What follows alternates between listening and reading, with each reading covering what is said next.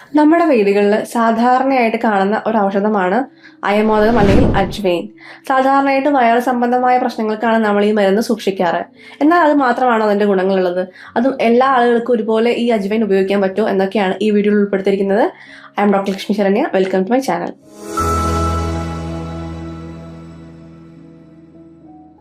കാണാൻ ചെറിയ ജീരകത്തിനെ പോലെ എന്നാൽ അതിന്റെ പകുതി വലിപ്പമുള്ള ഒരു സീഡാണ് അയമോദകം. പ്രത്യേക ഒരു രൂക്ഷഗന്ധമുണ്ട്. ഇത് നമുക്കറിയാവുന്ന പോലെ തന്നെ വയർ സംബന്ധമായ പ്രശ്നങ്ങൾക്കാണ് നമ്മൾ ഉപയോഗിക്കാറ്. പ്രധാനമായിട്ട് നമുക്ക് പുളിച്ചു കേട്ടല്, വയറ് വീർത്ത് കെട്ടുക, എന്തെങ്കിലും ഭക്ഷണം കഴിഞ്ഞിട്ട് ദഹനക്കേട്, അതുപോലെ ഗ്യാസ് ട്രബിള്, നെഞ്ചരിച്ചില്, ഇത്തരം പ്രശ്നങ്ങൾക്കൊക്കെ നമ്മൾ വ്യാപകമായിട്ട് ഈ അയമോദകം ഉപയോഗിക്കാറുണ്ട്.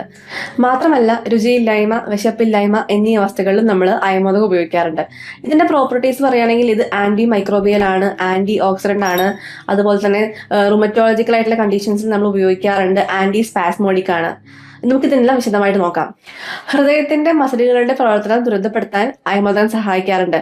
അതുപോലെ കൊളസ്ട്രോൾ, രക്തസമ്മർദ്ദം എന്നിവ നോർമലാക്കാനും അയമോദകം സഹായിക്കുന്നു. കുട്ടികൾക്കും മുതിർന്നവർക്കും ഒരുപോലെ അയമോദകം ഉപയോഗിക്കാവുന്നതാണ്. കുട്ടികളുടെ കാര്യം എടുത്തു പറയുകയാണെങ്കിൽ അവരുടെ കൃമിശല്യം, വിരശല്യം, അതുപോലെ ഉണ്ടാവുന്ന ദഹന പ്രശ്നങ്ങൾക്കൊക്കെ നമുക്ക് അയമോദകം ഉപയോഗിക്കാം. ഇതെങ്ങനെയാണ് ഉപയോഗിക്കേണ്ടതെന്ന് വെച്ചിട്ടുണ്ടെങ്കിൽ ഒരു 1/4 ടീസ്പൂൺ അയമോദകം വറുത്ത് പൊടിച്ച് അത് 1 ഗ്ലാസ് വെള്ളത്തിൽ തിളപ്പിച്ച് വറ്റിച്ച് അത് 1/2 ഗ്ലാസ് ഭക്ഷണത്തിന് മുന്നേ നമുക്ക് കൊടുക്കാം. അങ്ങനെ ചെയ്യുമ്പോൾ നമുക്ക് ദഹന പ്രശ്നങ്ങൾ മാറും. അതുപോലെ തന്നെ കൃമി വിരശല്യങ്ങളൊക്കെ ഒരു 5 ദിവസം കുടിക്കുമ്പോൾ അതും മാറും. അതുപോലെ തന്നെ നമ്മുടെ കുട്ടികളുടെ ഇടയ്ക്കിടയ്ക്ക് പനി, ചുമ, തുമ്മൽ, അതുപോലെ ചെറിയ ചെറിയ ഇൻഫെക്ഷൻസ് ഒക്കെ ഇടയ്ക്കിടയ്ക്ക് വരികയാണെങ്കിൽ അത് ഒഴിവാക്കാൻ വേണ്ടി നമുക്ക് അയമോദകം ഉപയോഗിക്കാവുന്നതാണ്. മേൽ പറഞ്ഞ പോലെ തന്നെ അയമോദകം വറുത്ത് പൊടിച്ച് കഷായ രൂപത്തിൽ ഉണ്ടാക്കിയിട്ട് നമുക്ക് കുട്ടികൾക്ക് കൊടുക്കാവുന്നതാണ്.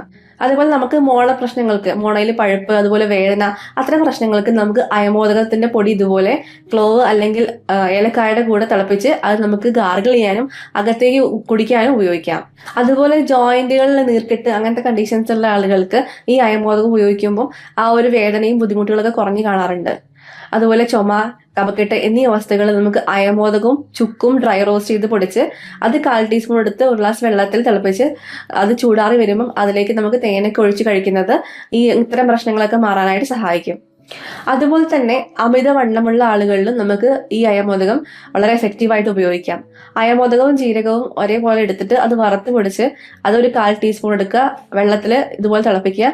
അതിലേക്ക് വേണമെങ്കിൽ നമുക്കൊരു കഷ്ണം കറുവാപ്പട്ട ഇടാം. അതിനുശേഷം ഒരു നുള്ളു മഞ്ഞൾപ്പൊടി ഇട്ട് നമുക്ക് തേൻ കൂട്ടിയോ അല്ലാതെയോ കുടിക്കാം. ആയുർവേദത്തിൽ അയമോദകത്തെ പറ്റി പറയുന്നത് ഇത് കഫവാതങ്ങൾ കുറയ്ക്കാനും അഗ്നി അല്ലെങ്കിൽ പിത്തം കൂട്ടാൻ സഹായിക്കുന്ന ഒന്നാണ്. അതുപോലെ തന്നെ ഉഷ്ണവീര്യ ഡ്രഗാണ്. അപ്പൊ ഇത് നമ്മുടെ ശരീരത്തിൽ പിത്തപ്രകൃതിയിലെ ആളുകൾ ഇത് കൂടുതലായിട്ട് കുറെ കാലം ഉപയോഗിക്കുകയാണെങ്കിൽ അതിൻ്റെതായ ബുദ്ധിമുട്ടുകൾ അവർക്ക് വന്നു ചേരാറുണ്ട്.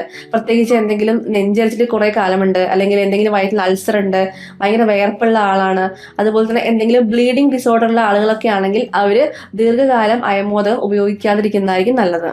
നിങ്ങൾ അയമോദകം ദീർഘകാലമായി ഉപയോഗിക്കുന്ന ഒരാളാണെങ്കിൽ അതിന്റെ ഗുണങ്ങളും അതുപോലെ തന്നെ ദോഷവും മനസ്സിലാക്കി ഉപയോഗിക്കാൻ ശ്രമിക്കുക. വേറൊരു വീഡിയോ ആയി വീണ്ടും കാണാം.